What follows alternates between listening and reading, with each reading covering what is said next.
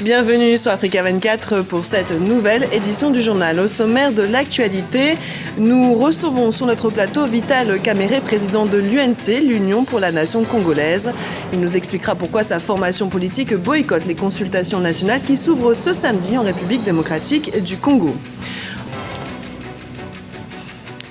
Le président congolais Joseph Kabila a ouvert ce samedi à Kinshasa les consultations nationales. Ces discussions doivent durer une quinzaine de jours et sont destinées à sortir la République démocratique du Congo de la crise politique, sociale et sécuritaire qu'elle traverse.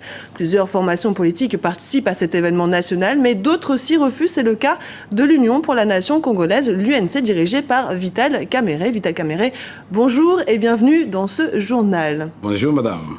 Alors, votre formation politique boycotte ces consultations. Pour quelles raisons? Les raisons sont simples, nous les avons évoquées à plusieurs reprises. D'abord, nous avons été les premiers à saluer l'initiative du secrétaire général des Nations Unies pour faire signer à tous les chefs d'État, 11 au total, plus 4 organisations internationales, l'accord-cadre d'Addis Abeba. Nous avons salué la résolution 2098 qui institue en son point 14b les dialogues politiques en République démocratique du Congo. L'opposition dans son ensemble s'est réunie le 1er juillet et a constaté malheureusement que l'ordonnance du président Kabila du 26 juin a violé, n'a pas traduit l'esprit et la lettre de ces deux instruments. Et l'opposition a tenu un conclave du 6 au 11 juillet pour réaffirmer sa position et faire une proposition constructive au président Kabila de mettre en place un comité paritaire mixte puisqu'il s'agit de parler de l'avenir du Congo. Nous devons nous oublier et privilégier le peuple congolais. Alors justement, le président Kabila a tenu ce matin un discours lors de l'ouverture de ces consultations nationales. Est-ce qu'il vous a convaincu? Est-ce que vous allez finalement rejoindre ce mouvement? Je ne voudrais pas être défaitiste. Il y a beaucoup de choses à dire, mais je voudrais dire d'abord qu'à partir du moment où nous demeurons dans le statu quo en ce qui concerne la violation de l'accord cadre d'Addis Abeba et la résolution du Conseil de sécurité, toute la maison ou l'édifice que nous allons bâtir va s'écrouler puisque la fondation est fragile.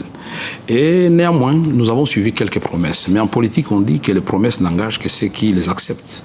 Le président de la République a dit que pour décrisper la situation politique, il est en train d'étudier comment libérer les prisonniers d'opinion. Il est en train d'étudier un projet de loi qui va soumettre à l'Assemblée nationale, à la rentrée parlementaire, pour donner une amnistie. Moi, je crois que la décrispation politique devait précéder les concertations ou les dialogues nationaux. Alors, vous allez participer, finalement? Nous n'allons pas participer parce que rien n'a changé, mais nous encourageons le président de la République. C'est l'occasion des grandes crises que les grands hommes s'élèvent. Le Congo a besoin d'un De Gaulle. Nous devons nous humilier et dire que c'est le Congo d'abord. Et dire trop c'est trop. Nous avons été humiliés, le peuple à l'Est est en train de souffrir, la pauvreté criante sur l'ensemble du territoire national, l'insécurité partout. Ce n'est plus le moment. Vous parlez justement d'insécurité. Comment vous expliquez cette situation à l'Est du pays notamment? Je l'explique, il y a des causes lointaines et des causes récentes. Pour les causes récentes, nous pouvons dire que nous avons constaté un accord qui avait été signé le 23 mars 2009 entre le gouvernement de la République démocratique du Congo et un mouvement rebelle dénommé CNDP. Aujourd'hui, CNDP est allié du gouvernement de la République démocratique du Congo. Et le CNDP a donné naissance au mouvement du 23 mars. Et nous sommes dans un engrenage qui a commencé avec les RCD. Et ça continue jusqu'à aujourd'hui. Il est temps qu'on arrête tout ça parce qu'il est temps qu'on instaure un leadership fort, responsable et visionnaire à la tête de notre pays. Nous n'avons pas construit l'armée, nous avons donné la priorité ailleurs, nous n'avons pas construit l'État et le Congo est devenu très fragile. Nous disons trop c'est trop, nous devons nous lever et relever les défis. Malheureusement, on arrive à la fin de cette interview. Une dernière question, bref, s'il vous plaît. Un rapport a été rendu public par les Nations Unies qui accuse notamment le gouvernement de Kigali d'armer les rebelles à l'est du pays. Votre sentiment?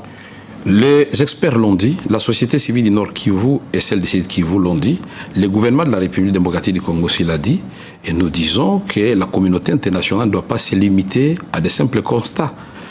Il y a deux voies. Si on ne sait pas trouver la paix par la voie négociée, on doit imposer la paix par la voie militaire. La brigade d'intervention a été créée, mais il faut créer des conditions pour qu'elle travaille. Oui, c'est justement, nous condamnons cela et nous disons que ce rapport a été défendu par les experts des Nations Unies au niveau du Conseil de sécurité. Nous disons qu'on ne doit pas se limiter seulement à constater. Il faut mettre fin à cela. La population dit non. Et le viol, ça suffit. Et les morts et les déplacements de nos populations. Vital Kamerhe, merci beaucoup d'avoir accepté cette interview. Je rappelle que vous êtes président de l'UNC, l'Union pour la Nation congolaise. Merci pour l'occasion que vous m'avez donnée.